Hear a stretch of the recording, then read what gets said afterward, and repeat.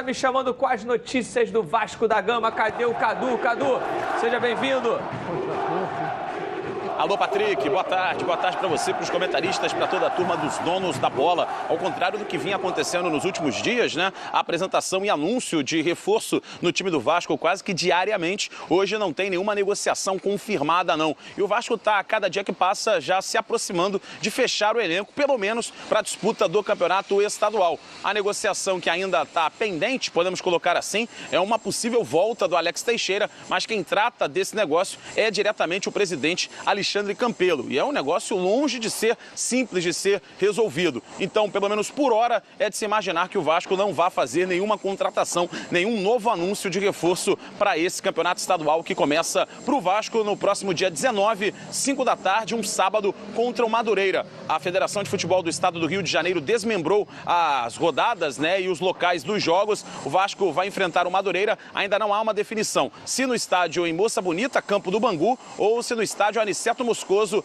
na Rua Conselheiro Galvão, casa do próprio tricolor suburbano. Então, 5 da tarde, a estreia do Vasco no próximo dia 19, no campeonato estadual, jogando fora de casa. Antes desse jogo no Carioca, o Vasco faz um amistoso, encara a equipe do Bragantino, lá em Atibaia, jogo aí de preparação para o time, para o Campeonato Brasileiro, para o Campeonato Estadual, uma equipe do Brasileirão da Série B. Então, o Vasco faz sua preparação e ainda aguarda por saída de jogadores que não farão parte do elenco. O lateral direito Rafael Galhardo foi sondado por equipes do futebol brasileiro, mas todas elas, pelo menos por enquanto, da Série B do Campeonato Brasileiro. E aí tem que ver se o Rafael Galhardo tem o interesse de deixar o Vasco para atuar nessas equipes. E se forem equipes de pouco poderio financeiro, o Vasco ainda teria que fazer uma composição para arcar com parte do salário deste jogador, que não faz parte dos planos do técnico Alberto Valentim. Ok, Patrick? Boa sequência de programa para vocês aí no estúdio dos donos da bola. Muito obrigado, Cadu. A gente torce até para que o jogo seja em Conselheiro Galvão, porque é muito legal ver as equipes de menor investimento jogando na sua casa, né? Isso é muito bacana. É claro que para o Vasco acaba sendo mais complicado enfrentar o Madureira em casa. Mas, Roberto, a gente viu o Vasco anunciando muitos reforços, o elenco realmente se encorpando. Mas a gente hoje tem no estado um clube que é o Flamengo que acaba que está um abismo financeiro muito à frente das outras três equipes que são rivais diretos do Flamengo. E o torcedor acaba vendo que, o Flamengo anunciou a Arrascaeta, o Flamengo anunciou o Gabigol. O torcedor fica querendo também. É claro que entende que a realidade financeira é outra, mas isso acaba também gerando uma cobrança dentro do próprio Vasco, do Botafogo e do Fluminense. Como é que você vê essa situação? É claro que clássico é clássico. Quando a bola rola, é tudo diferente. No próprio estadual desse ano de 2018 comprovou isso, que o Flamengo também já era muito à frente e acabou o Botafogo sendo campeão. Como é que você vê essa situação? De uma forma muito clara, como você está colocando. Se você colocar no papel e ver os jogadores, o Flamengo é favorito para ganhar praticamente tudo. Mas isso na prática é uma outra história, né?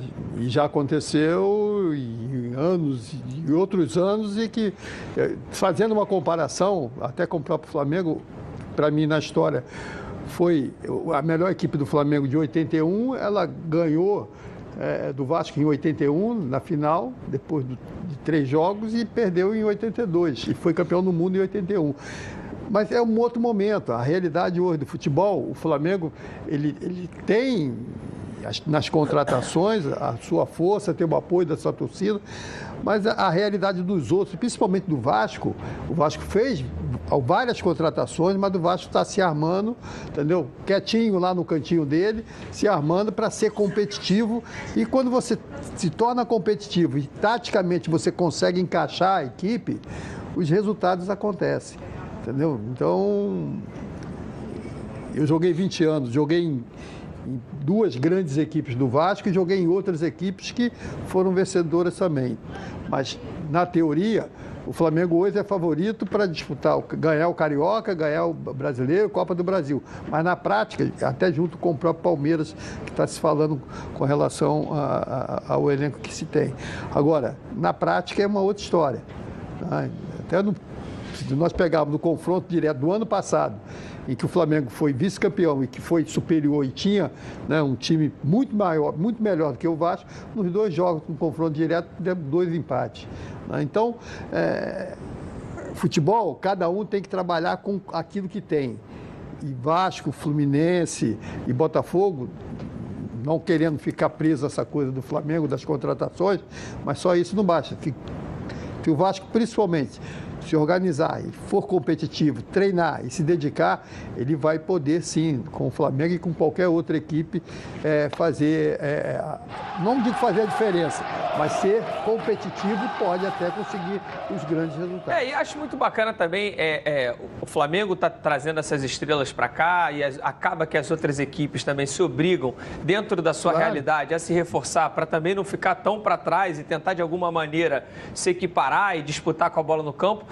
E aí promete, Valdir, a gente ter um campeonato estadual talvez o mais agitado aí dos últimos 5, 6 anos, né? A previsão é essa mesmo, eu concordo inteiramente com você. Eu já acredito que na estreia do Flamengo contra o Bangu no Maracanã, o Flamengo já bote 50 a 60 mil. E o Vasco, quando jogar em São Januário também, o Botafogo quando jogar no seu estádio, o Fluminense vai estrear jogando no Maracanã, também deve levar um bom público, que queira ou não. Claro que as contratações do Flamengo foram mais impactantes, jogadores mais categorizados, mais expressão nacional e internacional, no caso até do Arrascaeta e do próprio Gabigol, que jogou no futebol italiano. Mas o Botafogo e o Vasco e o Fluminense um pouquinho também estão se reforçando de maneira qualificada. Então eu vejo, e o campeonato estadual é diferente do brasileiro. É um campeonato que na final é mata-mata. Então, às vezes o melhor pode não levar.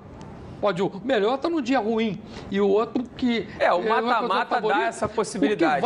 O que vale aqui para mim que são 4 camisas muito fortes. E quando se encontram, quando a bola rola, o favoritismo fica para trás, né? Quando a bola rola que a gente vai ver, mas acho realmente que o Flamengo está montando uma equipe muito acima das outras cariocas. Porque eu já vi grandes times no papel. Não, lógico, a gente tem exemplos ruins, mas também tem exemplos bons de muitas equipes. Agora, Nélio, o Vasco está armando aí um amistoso contra o Bragantino, que é uma equipe da Série B. Isso é muito comum nesse início de temporada, as equipes fazerem esses jogos treinos para pegar ritmo e geralmente pegam equipes de menor expressão até para poder treinar. E eu tenho visto que no futebol paulista, os grandes têm marcado alguns confrontos como amistoso. O Corinthians agora acertou para fazer um amistoso com o Santos. Como é que você vê? Você acha que isso pressiona? Porque, por exemplo, você imagina, o Flamengo está montando um timaço. Aí marca um amistoso com o Vasco. O time está se acertando ainda. Às vezes o cara fez um treino, perde, já começa aquela pressão. Pô, o Flamengo perdeu. E às vezes é melhor realmente enfrentar essas equipes um pouco mais, de um nível técnico mais baixo para a equipe se soltar, ou você acha que não, que vale a pena também marcar algum amistoso com equipes mais fortes? Ô, Patrick, eu acho que o futebol, principalmente a gente falou em cobranças, o Flamengo vai ser cobrado muito mais do que foi ano passado, exatamente pelas contratações que fez. O Vasco também vai ser cobrado. Se fizer esse amistoso aí contra o Bragantino e perder, é exatamente isso que você acabou de falar. A cobrança às vezes é até mais, né? Até mais. Isso aí é indiferente de cobrança. O Flamengo, lógico, que vai ser maior pelas contratações. O Vasco vai cobrar pela falta desses jogadores que poderiam fazer a diferença no elenco do Vasco. Eu acho que é importante, o amistoso é sempre importante, Patrick. A gente sabe que a pré-temporada, eu sempre fui um jogador assim, que começava a pré-temporada, na primeira semana eu sofria demais, entendeu? Sofria demais para ganhar essa condição física, que é que vai te dar o lastro para praticamente o resto da temporada. Eu acho que é importante o Vasco pegar o Bragantino, esses confrontos até mais fortes que a gente está vendo em São Paulo, né? Que vai ter o próprio Santos aí, eu acho que vai pegar o Corinthians. E é começo de temporada. E eu acho que às vezes joga um tempo, joga 40 minutos. Com titular e depois troca todo mundo. É o que vai praticamente acontecer com o Flamengo na Florida Cup. Não vai ser impossível o Abel colocar um time titular, jogar 90 minutos. Vai jogar um timezinho ali em 45, vai dar um repouso e vai diversificando principalmente o elenco, até para ver os jogadores que têm condições que possam ficar no grupo realmente, poder até para o treinador conhecer, exatamente, né? Tipo, às vezes sempre, cara, isso é muito normal, um jogador que às vezes não se espera nada e numa pré-temporada às vezes toma uma vaga de titular, surpreende, e às vezes o jogador que se espera muito não começa o ano bem, isso é muito normal acontecer. Um jogador que está vindo de contusão e tem treinado muito bem, que é o Thiago Santos. Que é um jogador atacante. Ele já falou maravilha dos jogadores, vamos ver. E esse amistoso do Vasco com o Bragantino, eu acho até inteligente, porque o Vasco está ali próximo, 20 quilômetros de Bragança Paulista. O Alberto também observar, porque já vai jogar no outro sábado, então é bom você jogar. Exatamente. O jogador precisa de jogo. Treino é treino, um dia de dia. E jogo é jogo. Tá